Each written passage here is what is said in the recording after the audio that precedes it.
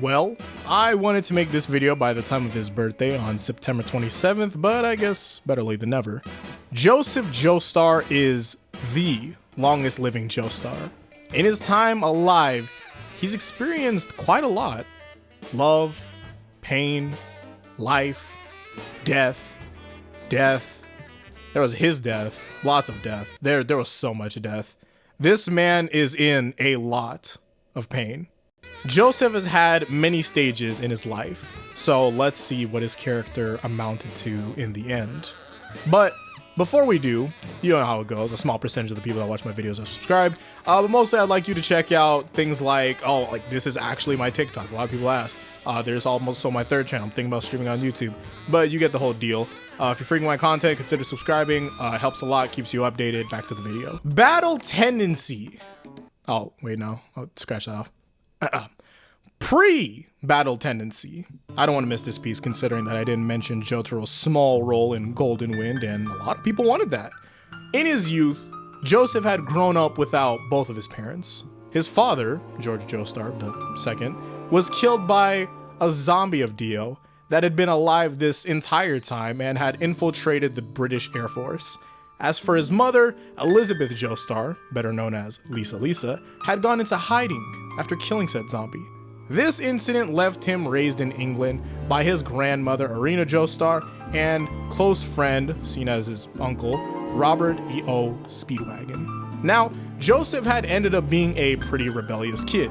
You can imagine as to why he'd be one. Joseph became a delinquent, getting locked up multiple times and even expelled. Even with that, he graduated high school. But again, everything that happened still happened. Now, what didn't change in all of this is that no matter how he acted out in fits of rage and rebellion, his love for the ones close to him still stood firm.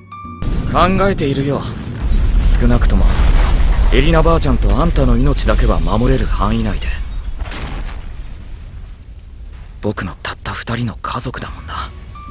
Now, considering this scene and what had went down, seeing how easily Joseph took control of the situation and how he acted when Speedwagon supposedly died, I believe that we can interpret this reasonably easy. I think that he would have got involved if there was anything that he considered dangerous happening to Speedwagon. Seeing as it was a ransom situation and all these guys wanted was money, they'd be fine. Speedwagon is a wealthy man, so this probably isn't that serious. Or it could be that he was just waiting for when he had to get involved in general, like he was always on standby. He only got involved after one of the hijackers hit him in the face and that got his shirt stained. Speedwagon directly states that it's not the fact that he hit him, it was because that the hijacker had stained the shirt that Arena had bought him. And to see him take control of that entire hostage situation by crashing the plane that it's happening on, I'd like to say that Joseph loves Arena quite a lot. That, and that he's completely wild, or as Joseph would say, positively bonkers, or completely mad, something along those lines. But let's keep going since we're just getting started here. Now we're in battle tendency. So, who was Joseph Joestar in his starring part? Well, it doesn't take too long to show you the type of person that he is. He's hugely confrontational for one when it comes to things that he doesn't like. In addition to that, he always adds that joking-like, mischievous behavior we attribute to him. Joseph is what I like to call about that action. The problem is that comical demeanor is what could get him into a lot of trouble. It endangers everyone involved. Joseph, though, will fight tooth and nail so that he's able to do it every time. Oh yeah, I know we're here in a terrible, terrible situation, but to defeat my enemy, I must clown them. I'd like to believe that he's just toxic in the way that he fights, but Joseph as a character works amazingly when he has momentum. Being able to make the other opponent seem like an idiot by comparison is what powers him. Take the scene where Joseph faces off against Wamu, for example. I say that there's a lot to interpret here. Say that Joseph messed up on purpose. By Wamu thinking that he's an idiot, he won't be able to take apart his elaborate plan so easily. Say that Joseph genuinely messed up. He's still able to take advantage of Wamu underrating him. Regardless of what happens, he's looking for his entrance.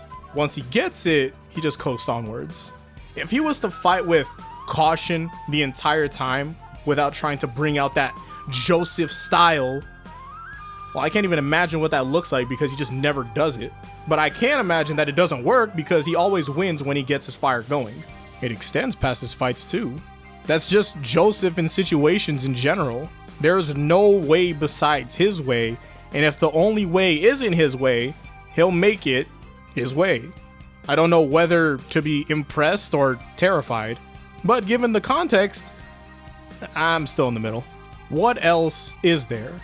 Well, honor seems to be a big thing for Joseph. You will not get respect from Joseph if you do disrespect others. That's easy. Now, here's the thing.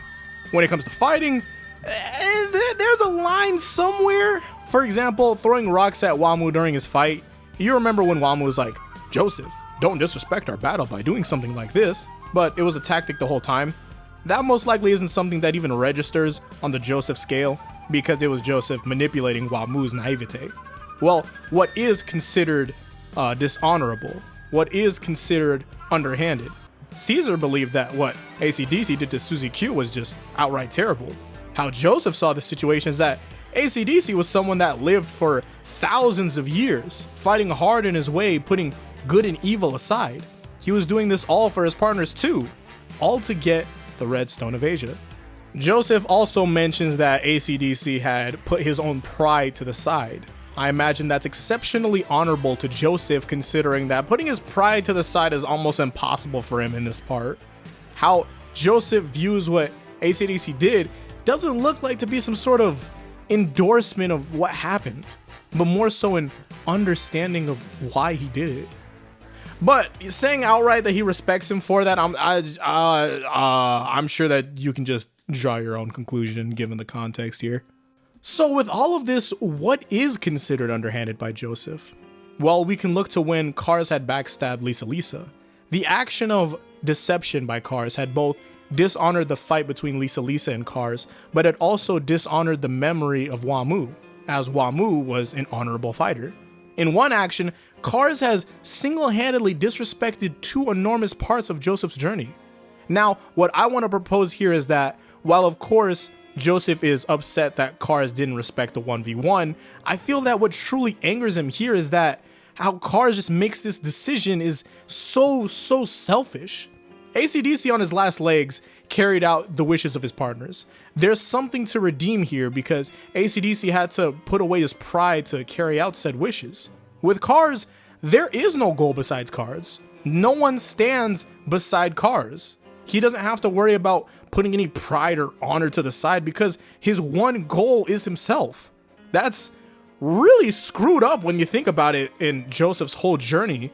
Joseph had been taking on evil beings of the world to protect anyone close to him and everyone close to him.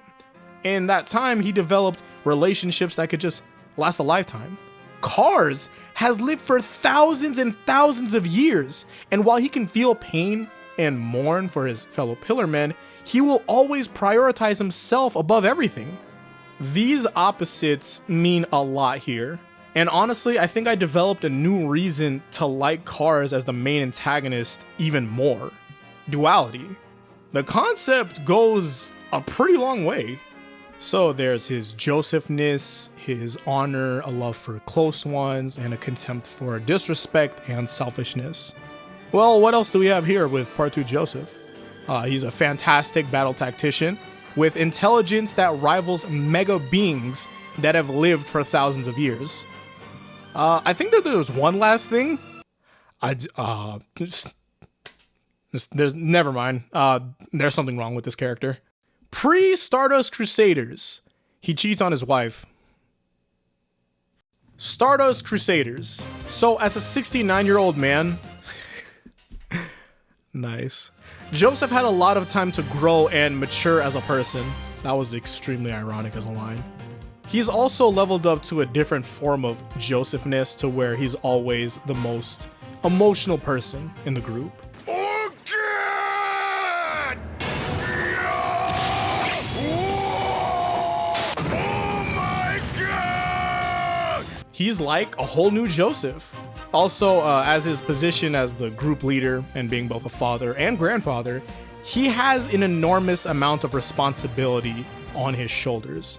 Now, I also have this video that I had done about Joseph on spirit and sacrifice. I strongly suggest watching that after this video for further elaboration on Stardust Crusaders Joseph, but to bring points here, the earlier Joseph and the Joseph at the end of part 2, and then on, contrast extremely different with responsibility and sacrifice.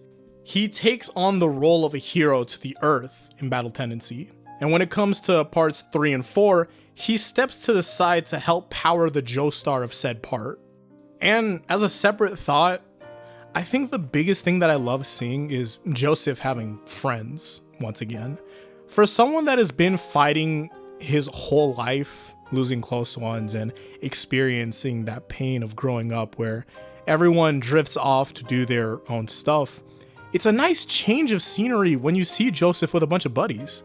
This part is probably some of the most fun that he's had in a long time.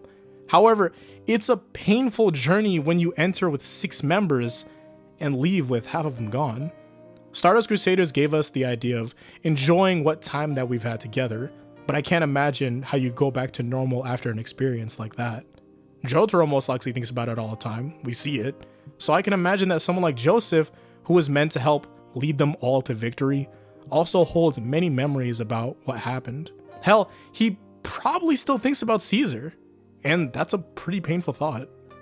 Diamond is unbreakable, but before Joseph, I want to speak about Josuke here to give foundation. So when Jotaro gave Josuke the news of his father being out there alive and everything around it, Josuke wasn't necessarily interested in the idea of building a relationship with him. He had gone his whole life without a father, and it was a pretty good life without him. Plus, hearing all that drama that came with, he really doesn't want to be a bother. Now when Joseph touched down in Morio, he's even more different. Joseph here just helps now. The leader role is Jotaro's, and the protagonist here is Josuke. Joseph stands to the side for the most part, and I don't think that he's trying to be a bother either. For example, Josuke told him that he doesn't want him talking to Tomoko because that's most likely just going to upset her.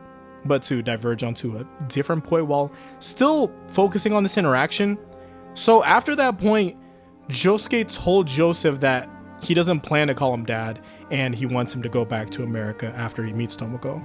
Even then, Joseph tells him that he completely understands and that he's right for that. Joseph most likely recognizes that he's been an absent father who hasn't done anything for Josuke. That look on his face says that he feels terrible. By Joseph cheating, he had made Tomoko a single mom and Josuke a fatherless child.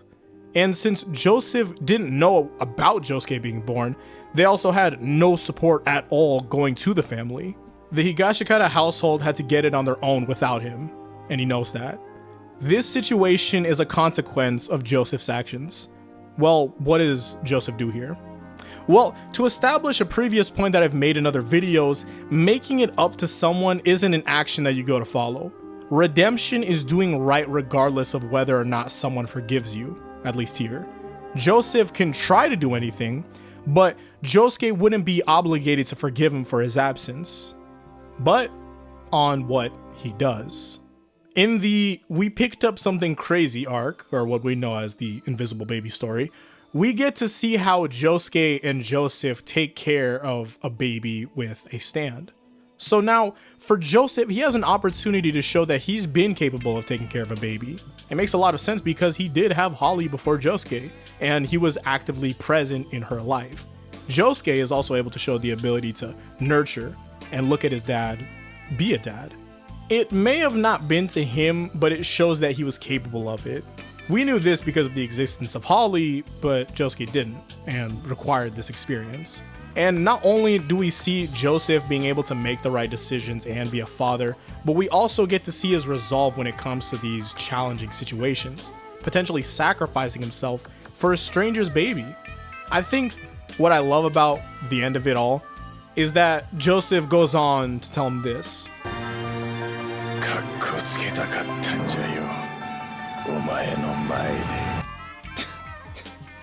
Because, of course, there's nothing more Joseph than trying to make an impact.